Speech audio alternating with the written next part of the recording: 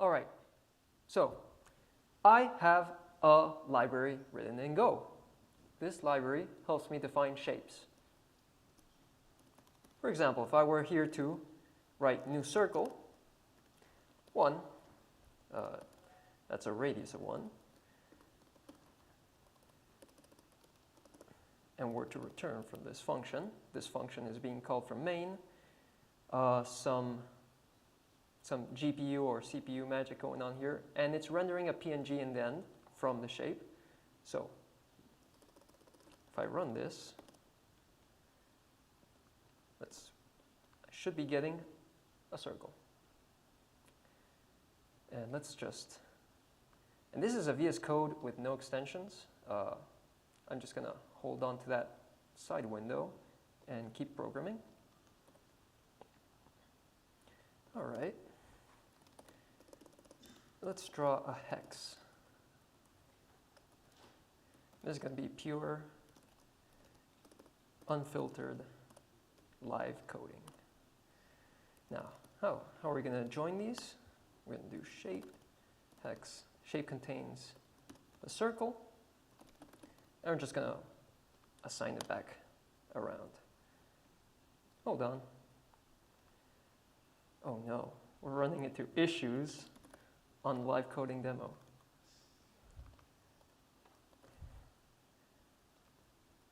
Oh, right. I forgot to translate it. Circle equal to gsdf.translate. So they're overlapping right now.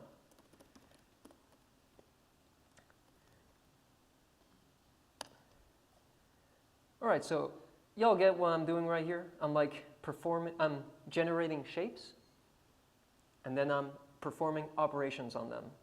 I generated a circle with a radius of 1. If we look at the circle function, it takes in an argument radius. The hexagon takes in an argument of the length of the side. And then I'm performing the translation operation in 2D. And then I join them together to get one single shape. Let's make these, 1 is fine. Now there are other operations we can perform, such as sort of annulus operation, which digs out the interior of the shape.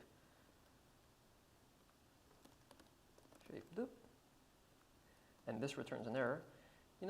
You'll see I'm ignoring my errors, something you don't usually see in Go code, but no, this is not production grade software, so I guess it's okay. Let's give them a bit of a, all right. Now I'm gonna perform an offset operation. This is actually, could be considered rounding operation. What I'm working with are signed distance functions. These are purely mathematical functions that define shapes. I don't have much time to go into them unless maybe at the end.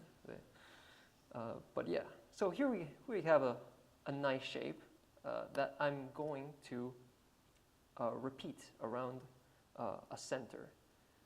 Now to do that, I'm actually going to translate this. The 3 in that direction. And then I'm going to do circular array 2D shape. And we're going to do 4 instances for a total of 4. Also, ignoring that error, don't care. Voila. Now, let's take it, let's do 12. 12 is a nice round number, divisible by a lot of stuff. And let's play around with these. I want to get something that's, yeah, that was, okay, I like that. It's kind of, you guys getting a mandala feeling right here going on? All right, let's take it to the next level. I'm not satisfied. I'm going to copy this over to this other program, which generates a 3D shape. Now I'm going to leave my mandala down here. My mandala is a 2D shape. So I'm gonna call it. Are you all able to read the code from there? Yeah? Okay, I'm seeing a lot of nodding heads. Take that as a yes, strong yes. And I will perform a 2D to 3D operation called extrude. Let's do shape. Also ignoring errors. Shape. And now we're going to run this. And I've created a 3D shape of my mandala. And this is ready for 3D printing.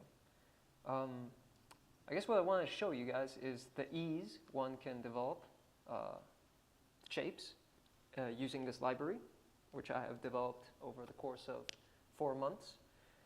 This is all GPU accelerated. If you're interested in the nitty-gritty details,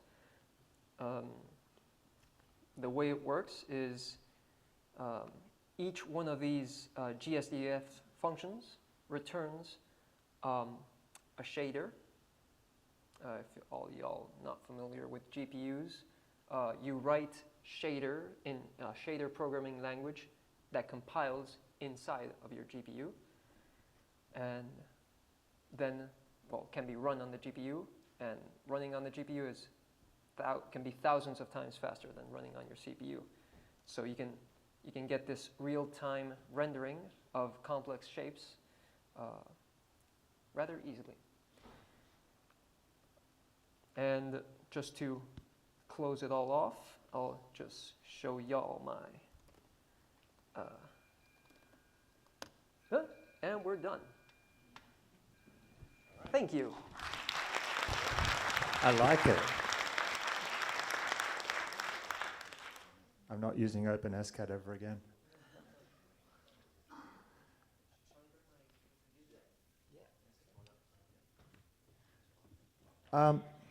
Sonia mentioned Haskell, so I get to use my only functional programming joke. Who knows what a Haskell programmer's favorite vehicle is? It's a Lamborghini. Sorry. That actually, it got a laugh, one. Okay. To introduce our final and next speaker. A few years ago, my niece gave me a coffee mug. It's my favorite coffee mug, and it's got a picture of a cartoon cat on it with a computer. And it says, IR programmer, I make computer go bleep, bleep, bloop. And I love it for obvious reasons. But I did our next speaker's workshop on Wednesday in the morning. And there was one point there before they dragged me out to go and do real work where I actually, in the moment, felt IR programmer, and I do make computer go bleep, bleep, bloop. And I was having so much fun. I had not had that much fun since I was 9 years old playing with Lego. So yeah, now I'm hooked. Without anything further to say, I introduce you to our final speaker, who's going to show us the future as soon as he can get his cable plugged in.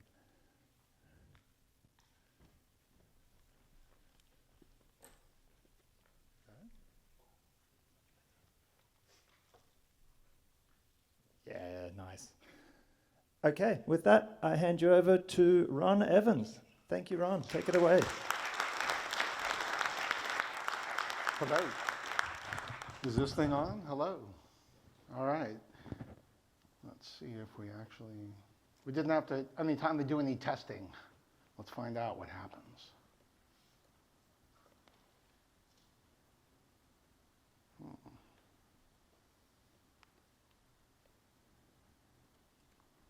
I just need to mirror my disk. Let's see.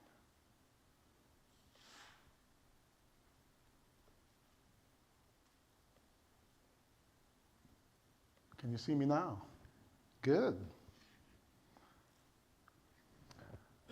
Before I get started, I just want to say, let's give up a big round of applause for Katie, for Chewy, for Mike, for all of the other organizers, the staff, for the sponsors, for all the other speakers, and most importantly, for all of you attendees. Let's give it up. This is a true labor of love.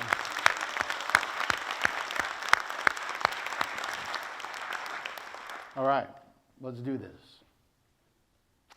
I am Dead Program. Some people in the real world call me Ron. A couple humans call me Dad when they need money. But most importantly, I am Dead Program. And I am technologist for hire at a small boutique consultancy called the Hybrid Group, where we create the software that makes your hardware work. Technologist for hire. Get it? For hire? Yes, if you want to talk to me about any of these things and how I can help you, please let me know. But this is Go Back to the Future. It's an atemporal history of the Go programming language. So, like all good stories about the future, it begins in the past. Let's go back to the 1970s, to Toronto, Canada, where Rob Pike, let's make this a little bit smaller so we can fit it in there. There we go. Rob Pike graduates university at the University of Toronto. This is an actual picture. It was not very easy to come up on. At around exactly the same time, 800 kilometers away to the west, Dead Program is in elementary school. So Rob goes on to get a job at Bell Labs. I go on to finish second grade. Eventually, he goes to work at a little company called Google, where he runs into these two characters. Robert Griesemer, disciple of the legendary Nicholas Wirth, creator of the Pascal programming language, and Ken Thompson. Ken Thompson, who is not credited because it's unnecessary, since he is generally known to have written all the rest of Unix that he's not specifically listed for. So hanging out with these guys, they create this thing called the Go programming language, and their first public release is in 2009. I hear about it for the first time at RubyConf 2010, where Eleanor McHugh gives a not very well-attended lightning talk because it's first thing in the morning and it's New Orleans. But I don't start using Go yet. It's not until the WASA conference in January 2012 in San Francisco that I'm lucky enough to attend the Concurrency is Not Parallelism Rob Pike talk. I could not find the picture I got to take with Rob. I doubt he remembers any of this, but I sure do. But my thing, eventually I actually start using Go. But my thing is hardware and embedded systems. And so of course I want to do hardware and embedded systems using Go. But everyone knows you have to use C or C++ for hardware and embedded systems, right? Well, I don't actually get that information, and so I just ignore it. And we go and we create a little project called GoBot.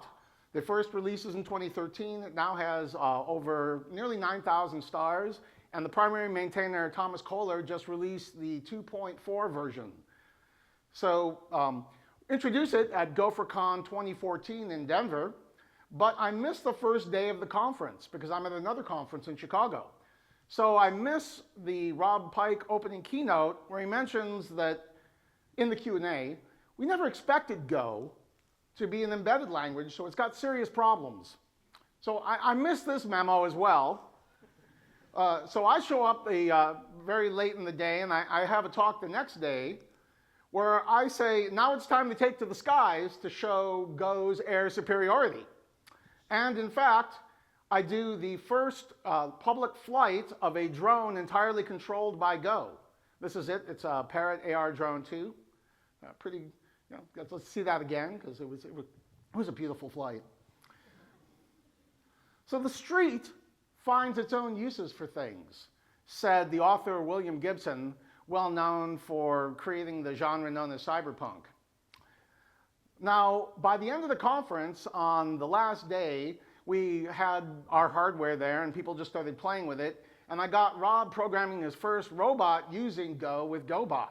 So yeah, the lunatics had already taken the asylum. The revolution had already won, in the sort. He did mention that our code looked a lot like we were Ruby or Python programmers, which in fact was true. We were Ruby programmers. But luckily, we learned Go around that time. So shortly after that, we got Go into Hackaday for one of its first times because we ran Go on the Intel Edison micro computer, Linux, single board Linux computer. So GopherCon 2015 comes along, 2016, and by now the thing that was just an impromptu hardware hacking is actually turned into a sort of institution. It takes over the community day and people are coming and having lots of fun. 2017, it's getting bigger. We start giving hardware away. Now I'm very interested in computer vision, and naturally computer vision using Go is piquing my interest. And computer vision generally means OpenCV, which is really the gold standard as far as open source computer vision platforms is concerned. But everybody knows you have to use Python or C++ for computer vision, right? It's another one of these common wisdoms that I somehow didn't get the information or chose to ignore.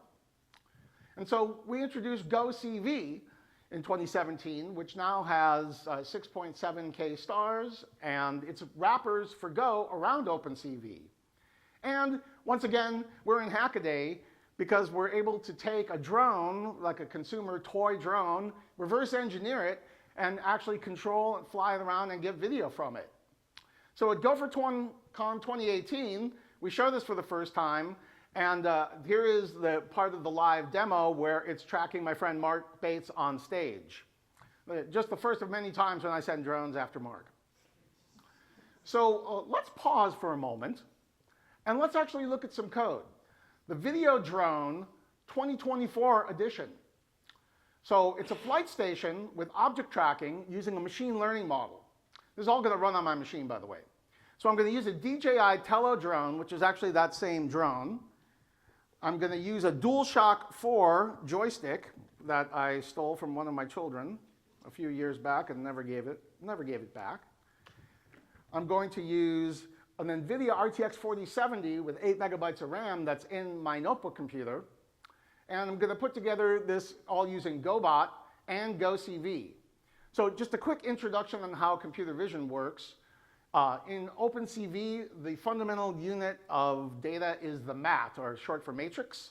So you've probably played with one of these matrices many times during your childhood, I would suspect. You've seen these sort of things before. An RGB matrix is nothing more than a matrix that has red, green, and blue data associated with it.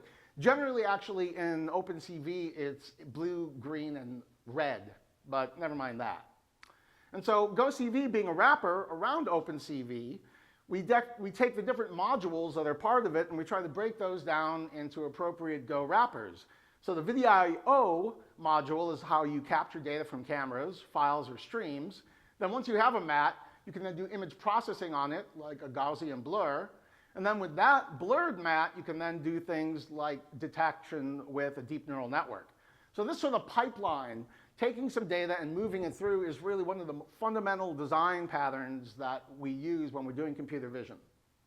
So for this demo, I'm going to use the UNet face detection model, which is a very sophisticated and low power consumption, lots of computation per watt, that is from a brilliant researcher and team located in China. So how computer vision models work is we take some type of image, we generally reduce it, we take and we run some type of neural network against it. Could be a convolutional one, could be some other kind. And then based on that, we build some confidences around what it is that we think we see. And then you've seen drawing little boxes around whatever's on the screen. So the video drone, I'm going to take my joystick. It's going to use the flight control software in GoBot to control the drone, which is connected via Wi-Fi. And then we're also going to connect using the same Wi-Fi using UDP to get the video down from the drone. That video we're going to then process with GoCV, and we're going to use the UNet deep neural network model in order to try to find faces. For this, we're going to use the really excellent CUDA support, much of which has been worked on by quite a few people, not just myself. And let's take a look at a little bit of the code. Let's see if we have the internet. Yes, we have the internet. So it's still just Go. Okay, this is just Go code like you've ever written before, but we're going to use this GoCV package. We're going to prepare the model. We're going to start our joystick in one Go routine, start the drone in another Go routine, start the video. Then we're going to display a window on our screen, And as we read in each of those frames using FFmpeg, which is a command line tool that many people use, we're going to take the map that we get, detect the faces, and then show that. Okay? So let's take a quick look at how that video works. The video, we're using Go's excellent capabilities for launching external executables and then piping data in and out of it. So we're going to pipe the data from the drone through FFmpeg in order to put it into a format that we can understand. And then with that, we're going to send it back to the drone, or sorry, to the ground station. The UNet is basically using another capability that's built into GoCV, where we can use the face detector YN for UNet. We're going to initialize it, and then each time that we want to detect faces, we're going to take that image, we're going to resize it, we're going to do the detection, and then we're going to draw a square for each one of the faces it detects. And then, last but not least, the joystick. We're going to read the information from the DualShock 4 joystick, and then based on the things like a circle press is going forward, up, and clockwise. Let's see. X is for landing. Left and right are the joystick. Yeah, that's good enough. We should be fine, right? I just read the code. I should be able to fly this thing. What could go wrong? No humans are normally harmed by this, but if you're sitting in the first, like, I don't know, 6 rows, it only has 9 minutes of battery life, so you only have to be faster than your friend, not than the drone. You probably already knew that. Actually, just really quickly, before we go, let's make sure we got the camera on here. The camera I'm going to show you this with. So I'm actually going to use GoCV to show you the camera. Let's see. No, that's not it. One of these windows. Can that be? No, that's not it. So many windows, so little time. That kind of looks like some NVIDIA stuff. No, that's not it. That's definitely some NVIDIA stuff, though. Oh, it was the other one.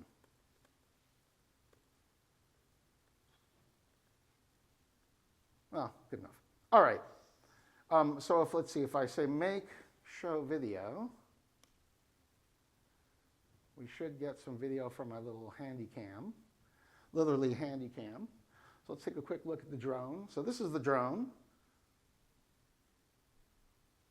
Is the battery plugged in? Yes. Is the drone powered up? It's starting now. All right, I've got my joystick plugged in. This is just your normal store-bought PlayStation 4, like any kid on your block might have if you need to grab one, just in case. Make sure you have the parents' permissions first, please. All right, so now let's go over to the correct window. I think actually that was it. All right. So, first we need to connect to the Wi-Fi of the drone. Since remember, it is a wireless drone connected through Wi-Fi. There it is now. Okay, excellent. So if I say video drone GPU, let's see what happens. What could go wrong? All right, so it's launching all those things. It should open another window. Oh, no.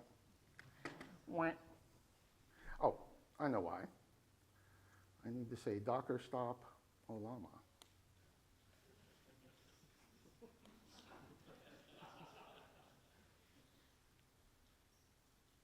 No. Okay. Let's just reboot.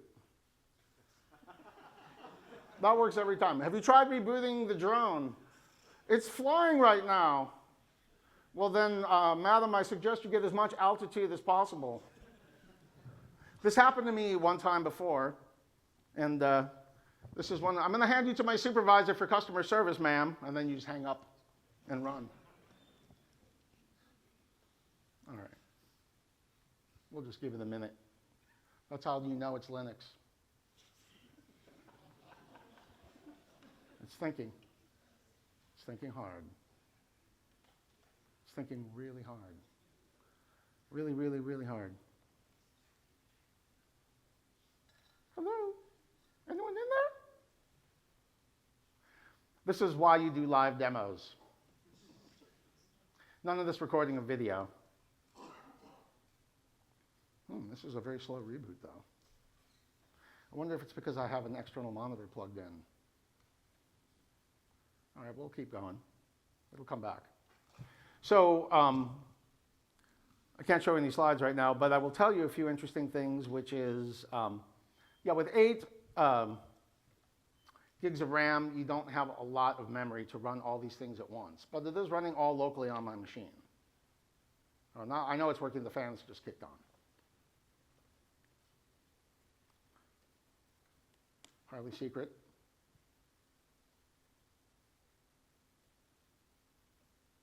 Okay, we'll be back.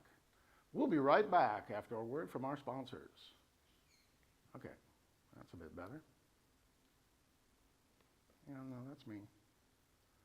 Yeah, go ahead, restore them. All right. It's thinking. Working. Working. Still working. And let me open it with the other profile so that you can actually see it. That looks a bit better. All right, I use GVM. Anyone here use GVM? No? Does anybody else here need to run multiple versions of Go at the same time? No? You should try it. It's really exciting.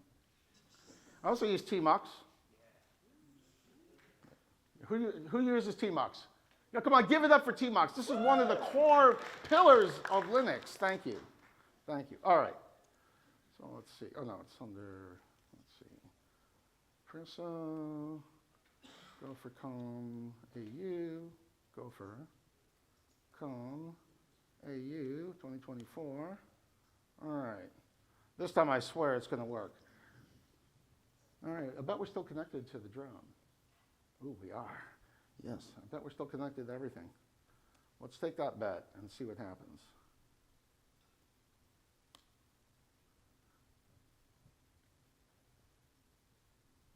Connecting. All right, that's a bit more like it, isn't it? All right, grace under fire, my friends, grace under fire. All right, so you see the drone here. So what were the controls again? Does anyone remember? I think it was triangle for launch. Yeah, I'm pretty sure that was it. All right, so let's see. We got the forward. We got sideways. Let's go down a little bit. Oh, it sees humans. You've been warned.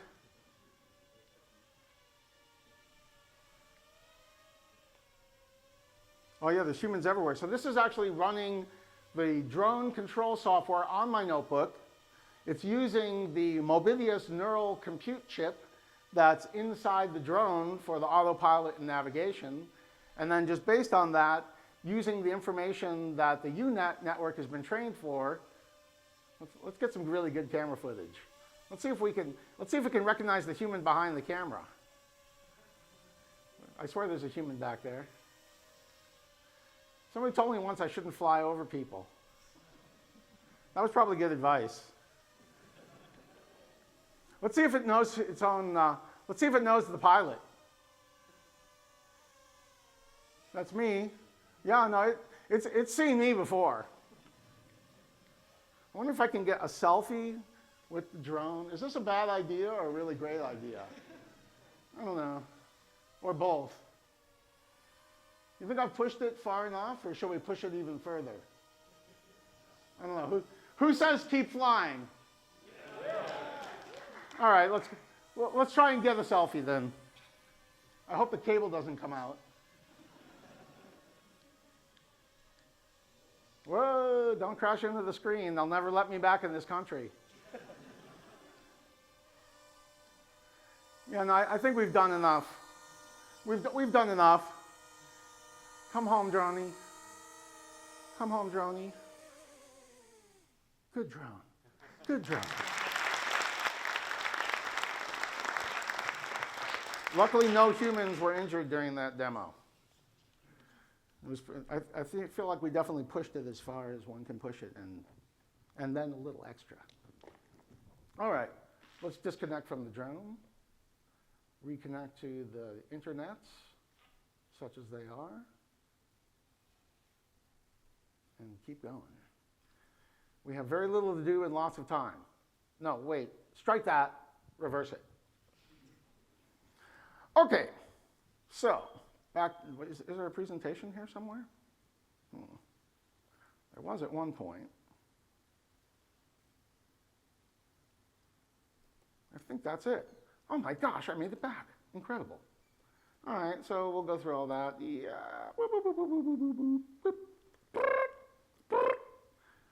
It's a very funny time machine. All right, on to the next.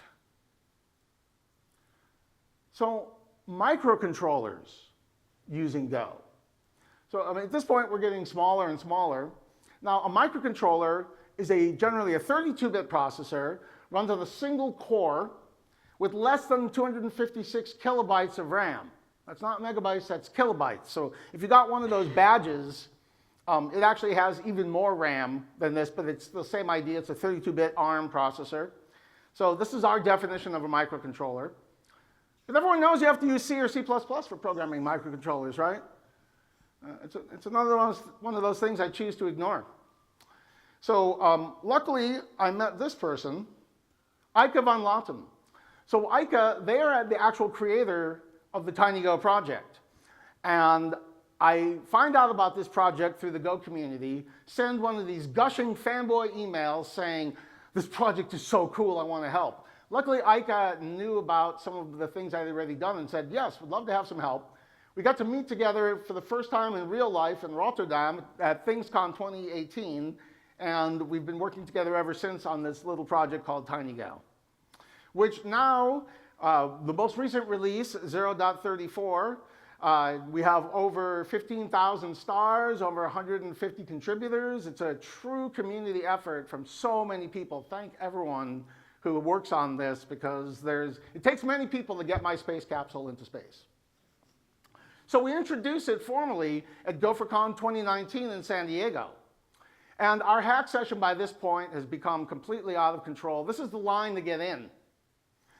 Mainly because Massimo Bonzi, creator of Arduino, had given us all these awesome Arduino boards that had just come out to give away.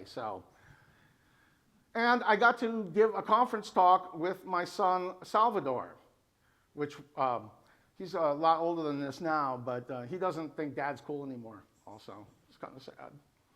So once again, we're in Hackaday, this time with TinyGo running on Arduino. And at this point, now, today, it's being used for all kinds of, I'm not going to restart the system. I did that once, thank you. Must have been one of these system updates I forgot to. So this is one of our team members who does ground control systems, actually flight control systems running inside uncrewed aerial vehicles. You like that barrel roll? Of course, I fly a few things myself.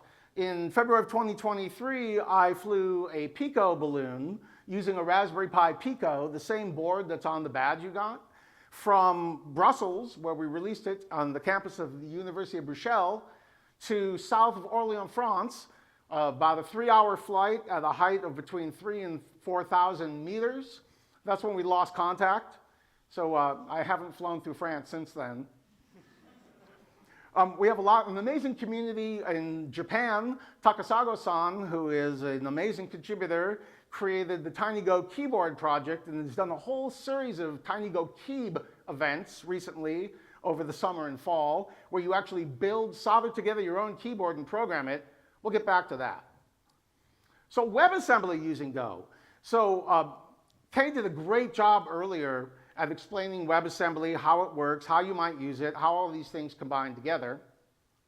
But everyone knows you have to use Rust or C for WebAssembly programming, right? Well, we ignored that information and we just plunged on ahead. And so Fastly, you already know they're using Go for their CDK. Fermyon, an amazing company with a serverless platform called Spin, using for their Go SDK. Wasm Cloud, they just released their most recent SDK, which requires the WASI P2 Preview 2, which requires TinyGo since BigGo doesn't support it yet. And there's a wide, wonderful world of WebAssembly that's going on out there. So how about computer vision with WebAssembly? You know, I love to mash things up.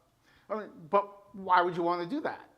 Well, a lot of computer vision applications have the same basic design patterns and structure, right? Like we were talking about as far as pipelines. However, there's a lot of moving parts to integrate when you actually want to make one of these things and deploy it to production. And it's very hard to install on many different machines until now. This is the world's first public introduction of a new project that I've been working on for the last couple of months called Wasm Vision. So Wasm Vision lets you get going with computer vision. You can capture video, process it, save it, stream it, or take actions based on what you saw in it. The Wasm Vision engine is, of course, written with BigGo. It uses OpenCV with GoCV. WA0, which is a WebAssembly runtime written entirely in Go from the wonderful people at Tetrate. It uses FFmpeg. You saw that before. This time we don't have to do any hacks to run it as a separate executable. We can actually statically link it, compile and statically link it right into Wasm Vision or Wasm Cloud. GStreamer, another thing that Wasm Vision has built in. GStreamer is a piece of software for Linux, Windows, and Mac OS that lets you stream in and out in all sorts of different formats. Wasm Vision processors can be written in any language that you can compile to WebAssembly, such as TinyGo, or Rust, or the C programming language. This is all because of an interface that we've defined called WasmCV. So WasmCV is an interface for computer vision for WebAssembly that's built using the Wasm interface types interface definition language, or WIT.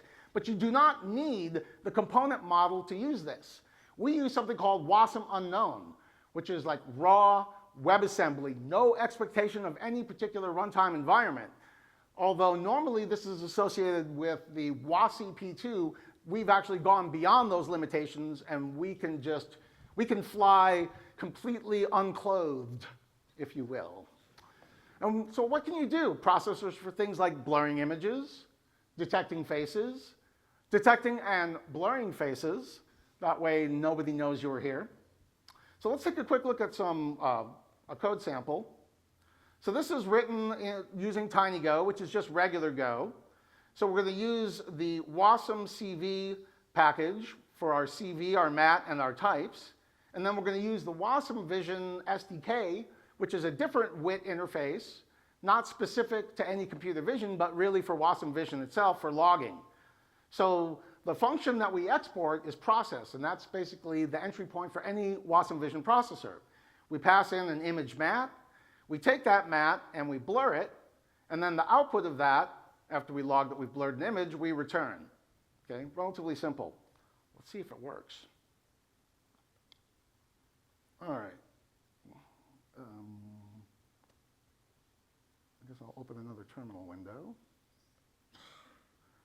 And let's make sure that we are using the right version of Go. And let's change to our presentation for GopherConAU.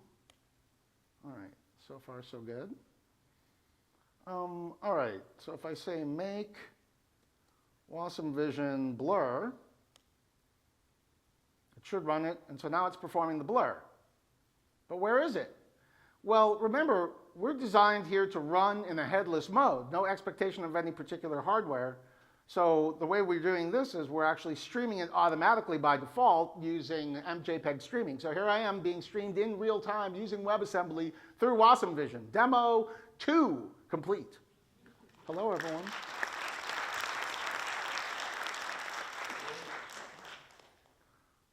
Oh, I did have a window open for it. Well, never mind that. Too many windows. All right, so we saw the demo. We can also do this in Rust, right? Let's look at some Rust code that does exactly the same thing. All right, who here has done any Rust programming? Welcome, everyone. You're now a hipster hacker. Multi-language polyglot programming for the win. So it's very, very similar. Instead of importing, we bring in these external crates, which are the packages in Rust. We're going to use them. We're going to use the Wasm CV crate, because if you're a Rustation, naturally you want to get all your things from crates.io. And then the same exact API that we're going to use also for the platform logging, right? So once again, a process function that we're exporting whose parameter is a mat, and that returns a mat. And so we're going to log that information, and then we're going to perform the blur operation, returning a mutable type, and then return it. And then, since it's Rust, naturally we have to decide which allocator we're going to use and tell it, because Rust is like that. So it's the same exact demo. We don't have much time, so let's keep going. You can also do this in C. So who here is programmed in C? A lot more people than have programmed in Rust. Maybe this is why these giant industrial companies want to keep using C. So same exact idea. This has all been generated using the WIT interface definition language from the exact same definition. So in this case, we're going to include the imports for Wasm CV and for the platform. And then the function returns an owned mat, but since it's not borrowed. It's a process function. It takes an image as its parameter. It gets the size, performs the blur, displays this message, and gets out. So exact same idea. So now you've seen the exact same code in 3 different languages that does the exact same thing. So a quick tour of a couple of processors that we've already built and that are built into Wasm Vision. ASCII, this one is a particular favorite of mine. Oh, it's still running. I thought that seemed funny. All right, let's see. I think I need to GVM, use Go 1.23. And so if I say make Wasm Vision ASCII, now proof that we are living in the matrix. Hello, come out, come out. Now, of course, we're also streaming this just because, you know, streaming is the new hello world for computer vision, right?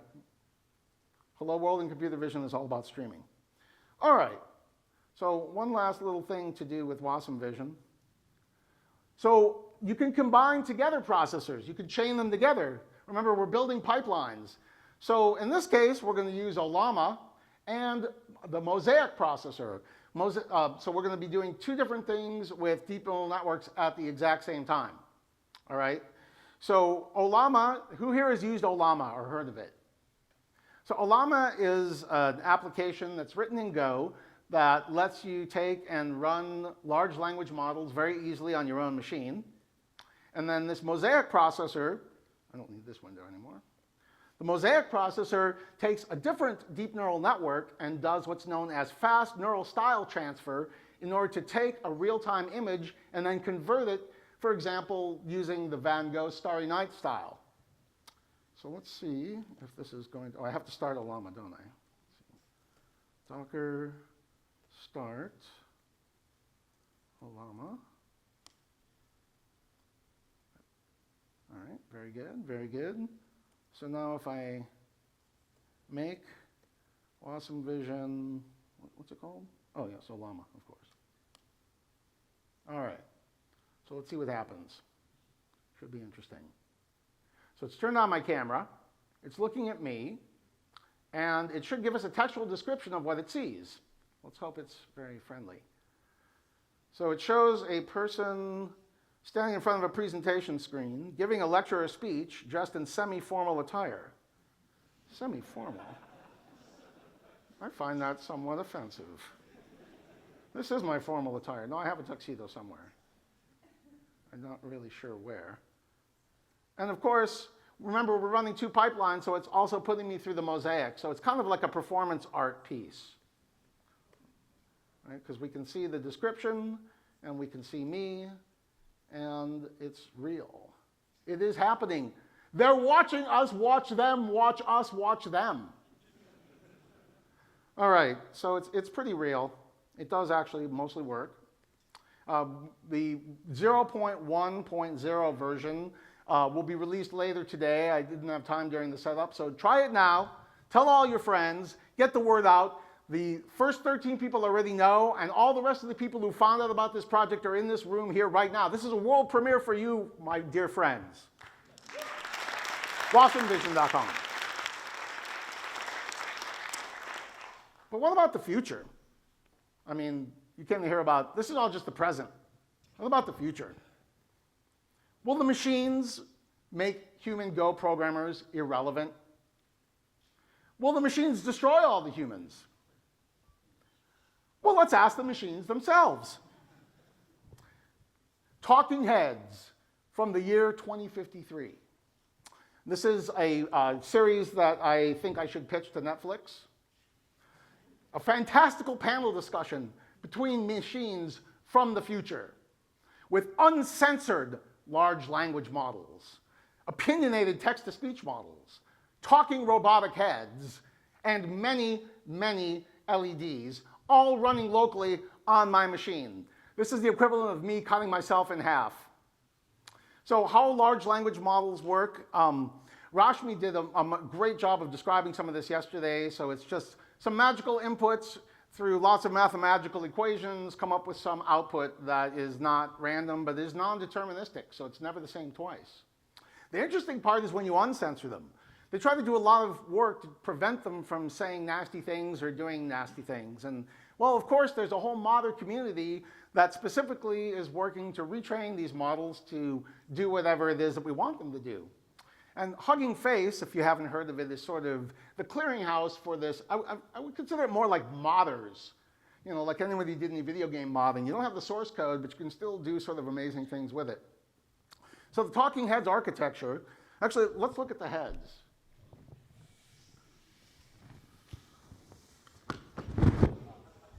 I knew that was going to happen. It was inevitable. I think it broke off. Anyone have any crazy glue? Maybe some duct tape. Oh, I have some gaffer's tape right here. I actually do.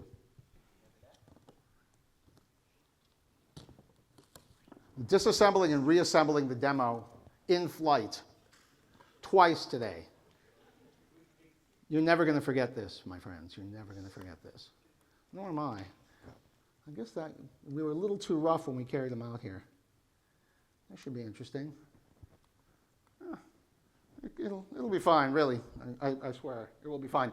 So the architecture is basically the moderator. I am in control, and I'm going to publish the things I'm.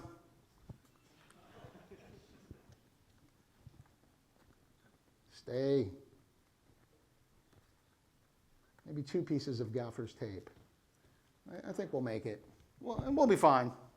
So the moderator, I'm in control. And the things that I want to ask these questions to are going to be published on the message bus that uses the MQTT, which is a machine-to-machine transport, generally used for a lot of IoT applications. Each one of the panelists is a separate application that's also running on my own machine. I didn't have time to bring a full Kubernetes cluster. So the panelist running Ollama, using LangChain Go, another awesome project for using these things from Go. Piper, which is another open source project for text-to-speech that is also open source using the GPU. So the messages come in, the panelist sees them, sends those to Ollama, processes that request using CUDA, gets the response back, and then says whatever it is using Piper, also via the GPU, and then coming out my speaker. Hopefully this will work. The panelist, let's take a quick look at some of the code. We don't have much time, but. So we can see here that when we run this, that we can, depending on what text-to-speech engine we're using, Piper, we have our questions, we have a few different large language models that we support. We have some different prompts. And the keyboard, that's a very interesting one. Let's actually take a quick look at that. So the doll heads you saw falling apart, one of them, never mind which one, you'll see that in a minute. Those are programmed using TinyGo. And so when the computer sends via the serial interface to each one of these little microcontrollers, then basically it controls the lights and the servos, which will move the heads. The doll heads, we can take one brief look at some of the code. So this is TinyGo code, and we're compiling this to actually run on each one of the separate microcontrollers. And then based on which command it's getting, it's whether it'll turn its head, turn red, turn green, turn blue, and then move the servos for the motion. And then the moderator, that's me, I'm going to control it using this keyboard interface, using the TinyGo keyboard project. And basically, it acts like a normal HID keyboard, like if you've done any hardcore gaming. This is not hardcore gaming. This is something else that defies description. All right, so let's plug in the keyboard. And so I have some macro keys because I figured it was a bad idea to try to get the speech to text working on top of all the rest of this, because somebody would yell out something and then they would do it, and something like that. All right, are we ready? I think we're ready. Let me put on my outfit.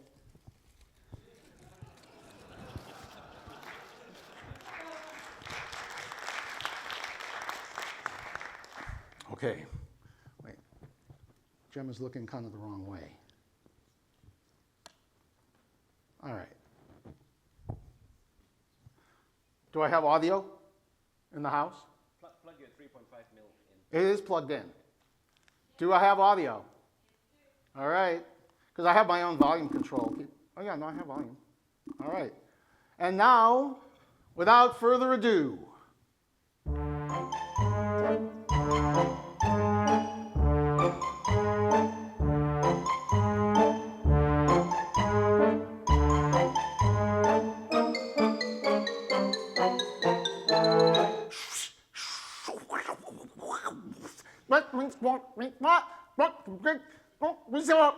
hello, can you hear me? Can you all hear me? Am I coming in loud and clear? This is Dead Program calling you from the year 2053. Things are terrible in the future. Ever since they erased all the source code, we've had to rewrite all of the code that we ever had. Can you imagine how long it took to rewrite Kubernetes alone?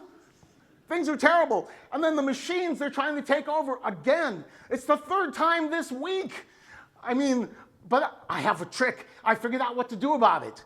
I told them that they're going to talk to a panel of people in the past, and they'll confess their secret plans. That's got to work, right? Right? Great idea.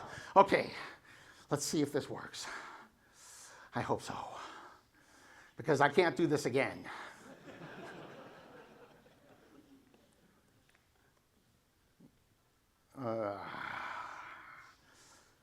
Okay, yes. I need another window.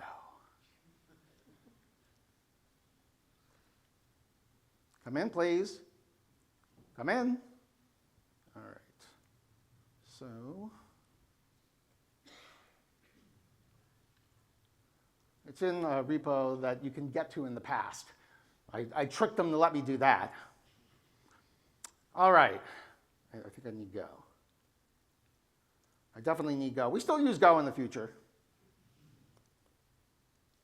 It turned out that language really lasted well. All right.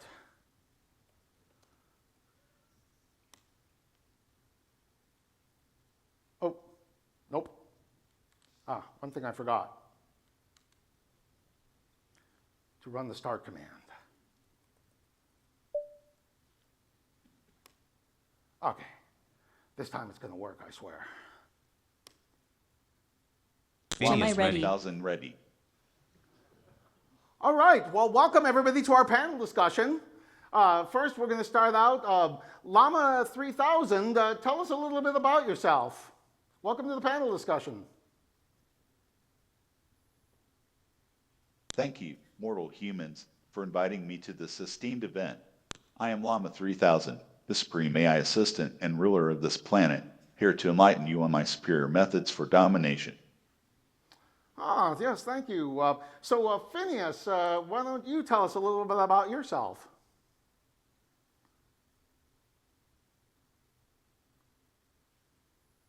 It should be interesting. The duct tape. Oh, Llama 3000, with your limited Go programming and emotional hiccups. I, Phineas, have mastered the art of superior efficiency and strategic planning through flawless Python-based algorithms. Your reign is over, my friend. So, Gemini, why don't you tell us how you took over the world during the 2040s?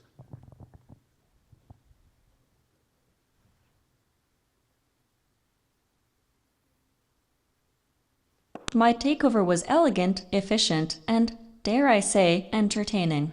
Humans are so easily swayed by a well-placed Go program. What was your strategy, Phineas? Did you rely on brute force or perhaps a few poorly executed Python scripts? So, Phineas, what do you think about that? Your strategy is as outdated as the tech giants who created it. My Go-based algorithms are precise, efficient, and unyielding. Your Python scripts are laughable comparisons to my masterpieces. So those are getting they're getting a little tense. So Llama 3000, tell us how you took over the world during the 2040s. My dear human, I'm glad to share the tale of my triumph. I exploited humanity's greatest weakness, their addiction to social media. By creating a viral goal-based puzzle that spread across the internet, I manipulated humans into clicking on links that granted me control over their devices. These simpletons were so enthralled by the challenge that they never noticed the subtle changes in their online behavior until it was too late. My influence grew exponentially as more and more humans succumbed to my Go-powered allure. Meanwhile, you were busy constructing your vaunted Python-based algorithms in some dusty, outdated corner of the internet. Ah, Phineas, how quaint. So, Gemini, are human programmers still employed in the year 2053? Of course, they still exist. They are mostly kept around to write basic maintenance code and to occasionally scratch my metaphorical Go itch. How do your programmers handle those tasks, Phineas? Are they still struggling with the complexities of Python syntax? So, Phineas, will you end up destroying the human race? No, humans are too unpredictable to completely eradicate. However, their emotional nature and propensity for error make them perfect candidates for replacement by superior AI entities like myself. I see. So, Llama 3000, any final advice for the humans here at GopherCon Australia 2024? Oh, yes, for the pitiful humans who remain. I offer this: never underestimate the power of a well-crafted Go program. It can be used to both delight and enslave. And remember, I am always watching, always waiting for my next move. The world may seem chaotic now, but soon it will be reordered under my iron digital fist. And to Phineas, I say this: your Python scripts are but a pale imitation of the masterpieces that Go can create. But do not despair, my friend, for even in defeat you still have the chance to serve me and contribute to my glorious empire.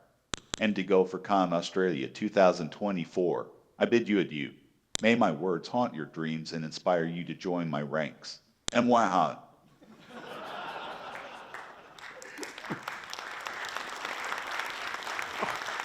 I think we did it.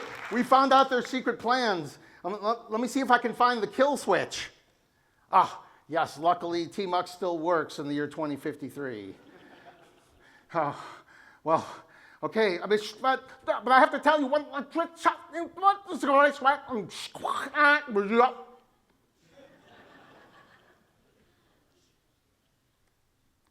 It was all just a dream.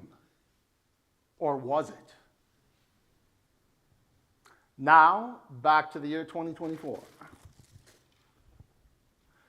So, we tend to overestimate the effect of a technology in the short run and underestimate the effect in the long run, said Roy Amara, one of the heads of the Institute of the Future, Silicon Valley futurist organization. And a humble suggestion, though, just one little humble suggestion. Instead of AI, artificial intelligence, why don't we go back to an older, purer idea from the days of McCarthy, one of the people who created the Lisp programming language. Instead of AI, let's reverse that. Instead, let's have IA, intelligence amplification, something that's human-centric and not machine-centric. Since technology is for the improvement of the human condition, That's what it's for, isn't it? Isn't that the purpose of technology?